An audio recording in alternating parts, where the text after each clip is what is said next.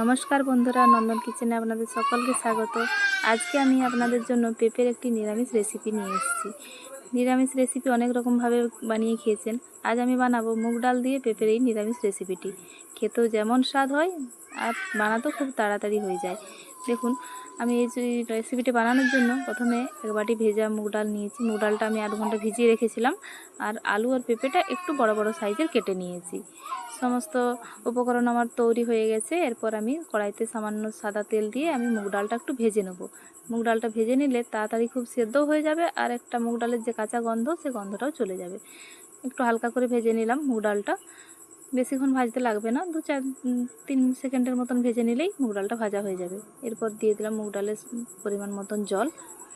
এখানে বলে রাখি, চ্যানেলে যদি নতুন হন অবশ্যই লাইক সাবস্ক্রাইব করবেন। যদি ফেসবুক থেকে দেখেন ফলো করে রাখবেন, আর যদি ইউটিউব থেকে দেখেন সাবস্ক্রাইব করে রাখবেন, যাতে এই চ্যানেলে নতুন ভিডিও এলে আপনাদের চ্যানেলে প্রথম আসে।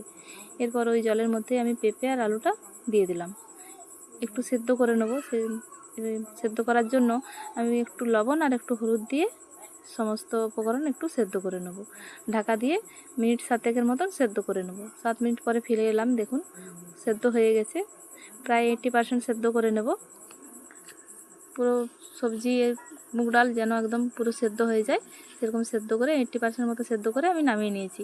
এরপর ওই কড়াইতে দিয়ে দিলাম তেল। তেলের মধ্যে দিয়ে দিলাম হিং। এই নিরামিষ পেঁপে রেসিপিটাতে হিং কিন্তু দিলে খুব ভালো লাগবে, হিংটা দেওয়া মাস্ট। হিংয়ের দেওয়ার পর আমি দিয়ে দিলাম 2টো তেজপাতা আর একটু পাঁচফোড়ন। ভালো করে সমস্ত মশলা ভালো করে একটু গন্ধ ভালো যখন আসবে, তারপর দিয়ে দেবেন গুঁড়ো মশলা।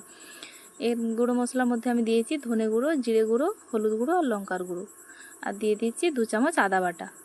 ব্যাস, এই উপকরণ মশলা দিয়েই আমার রান্নাটা আজকে হয়ে যাবে। খুব বেশি মশলা লাগবে না, কম মশলার মধ্যেই এগুলো খুব সুন্দর লাগবে রান্নাটা।